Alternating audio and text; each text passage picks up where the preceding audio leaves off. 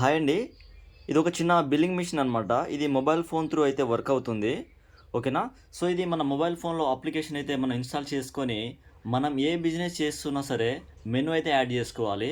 సింపుల్‌గా మనం ఇలా క్లిక్ చేసి ఇక్కడ సేవ్ అని ఉంది కదా! సేవ్ మీద క్లిక్ చేస్తే మనకు బిల్ అనేది ఈ విధంగా అయితే వస్తుందనమాట. ఓకేనా. చూడండి సింపుల్‌గా 2 క్లిక్స్ తోటే మనమైతే ఈ విధంగా బిల్ అనేది తీసుకోవచ్చు.